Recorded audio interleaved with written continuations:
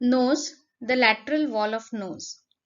As we know, the nose is made up of anterior apertures, the posterior apertures called the choanae, the roof, the floor, a median septum, and two lateral walls. The lateral wall is described under the following headings: the introduction, formation, the conchae and metastasis in detail, blood supply, nerve supply and lymphatic drainage, and applied anatomy. So the lateral wall is a lateral covering of the nose which is made up of bones and cartilages and having irregular shelf-like projections on the inside called the conchae. The formation is by bones and cartilages. The bones from before backwards which form the lateral wall are: first, the nasal bone,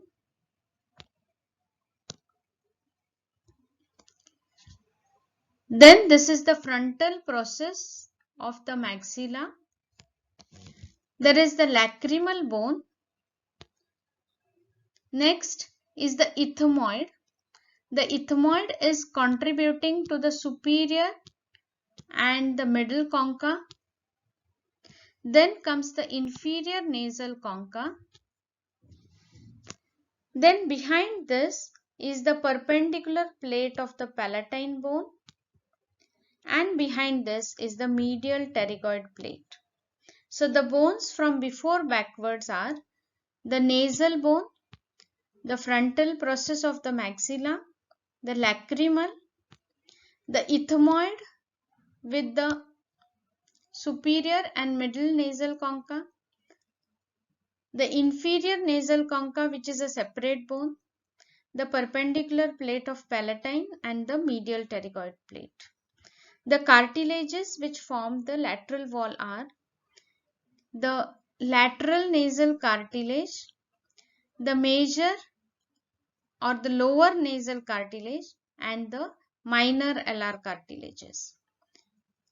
These are also called as upper nasal, lower nasal, and minor alar cartilages. So we have seen the formation by the bony and the cartilaginous components. Now what are the parts of the lateral wall of the nose or the nasal cavity proper? It is divided into three parts. A part that is anterior most and which is lined by skin and shows hair, thick hair, which are called vibrissae. This part is called vestibule. So the first part is the vestibule, which is the part which is anterior most, lined by skin and shows thick hair called the vibrissae. The middle part is called the atrium, which occupies mainly the part near the middle meatus. It extends from the mucocutaneous junction, which is marked by Lyman nasi. This line is called the Lyman nasi, and behind by the Agar nasi, which is another elevation which distinguishes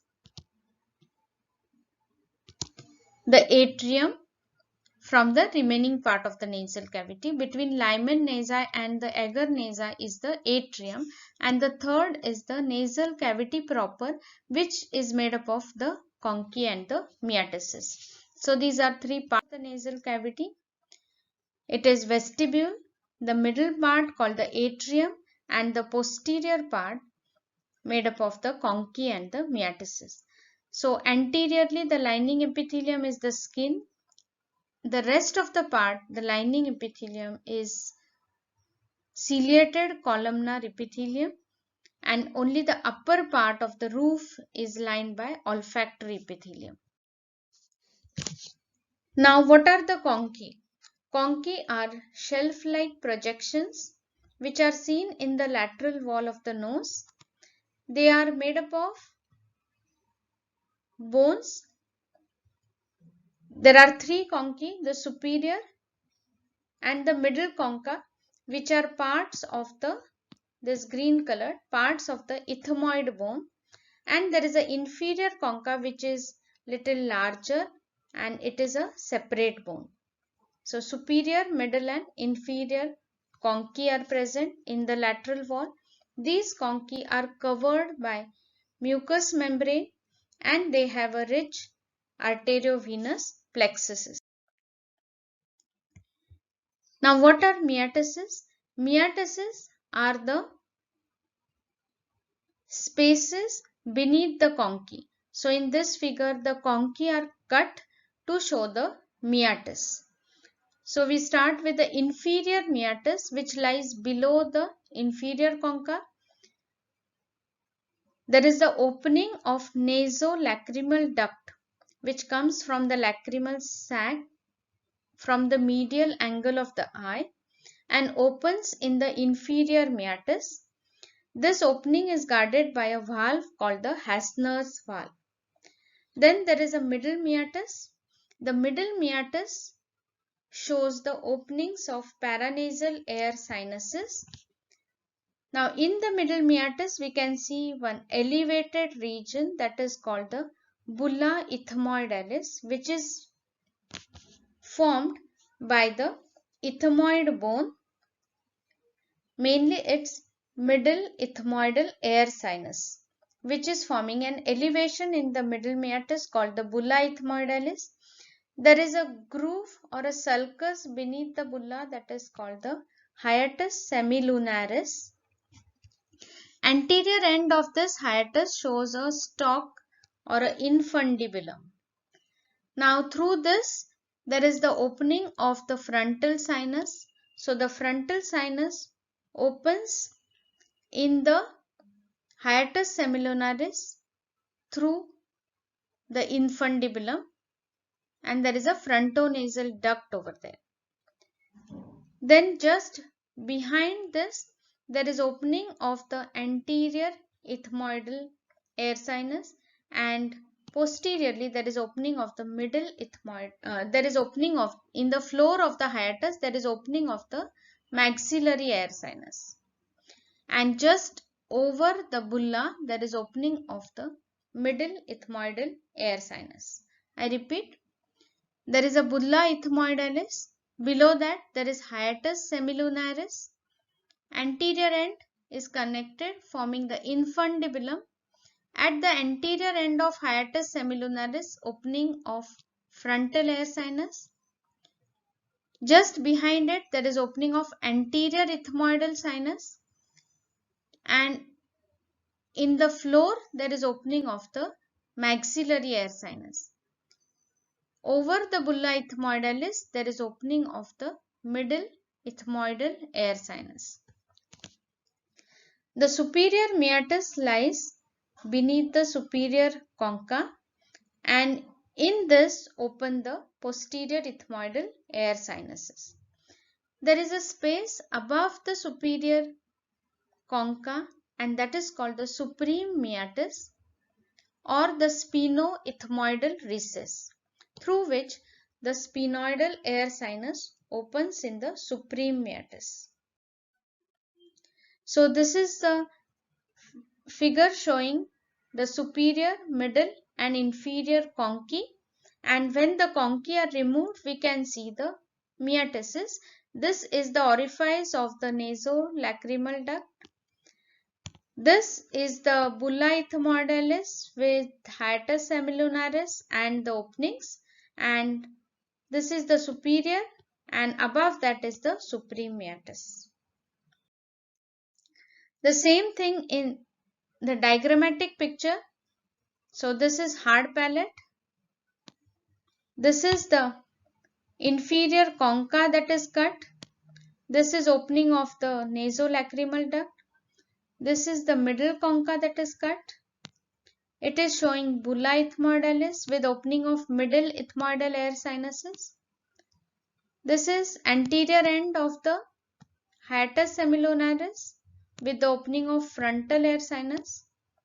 this is the opening of the anterior ethmoidal air sinus. In the floor is the opening of the maxillary air sinus. In the superior meatus, there is opening of the posterior ethmoidal air sinus. And here there is the sphenoethmoidal recess, opening of the sphenoidal air sinus. The blood supply of the lateral wall of the nose, again the lateral wall is divided as the nasal septum. Similarly, it is divided into antero-superior quadrant, antero-inferior quadrant, posterior-superior and posterior-inferior quadrant. Antero-superior, it is supplied by anterior and posterior ethmoidal arteries. Posterior-superior by sphenopalatine arteries. Posterior-inferior by the greater palatine arteries, and antero-inferior by the branches of the facial arteries. The veins follow the arteries. Anteriorly they go to the facial vein and then to the internal jugular. Superiorly they go to the superior ophthalmic veins, and posteriorly they go to the pterygoid venous plexus. The nerve supply, again it is divided into 4 quadrants. Antero-superiorly, it is supplied by the anterior ethmoidal nerves. These are general sensory nerves. Antero-inferiorly supplied by the anterior superior alveolar nerves. Posterior-superiorly, in the nasal septum, they were medial nasal branches. In the lateral wall, they are lateral nasal branches of the posterior superior nasal branches of the pterygopalatine ganglion. Posterior-inferior quadrant is supplied by the branches of the anterior palatine nerves. This is general sensory, and the sense of smell or the special sensory goes through the olfactory nerve.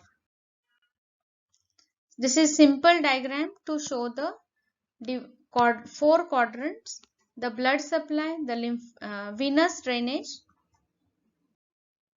and the nerve supply. Special sensory through the olfactory, general sensory through these nerves. Also there is sympathetic and parasympathetic supply. The sympathetics are the vasomotor, and these are supplied by the Vidian's nerve or nerve of pterygoid canal. The lymphatics, from anterior side they are drained into submandibular nodes, and the posterior side of the lateral wall drains into retropharyngeal group of lymph nodes. Coming to the applied anatomy, examination of nose is called rhinoscopy, which can be anterior rhinoscopy or posterior rhinoscopy. Anterior rhinoscopy is done by a nasal speculum which is introduced through the nostrils. We can see the conchae, mainly the middle and inferior, the 3 meatises, the nasal septum and the floor.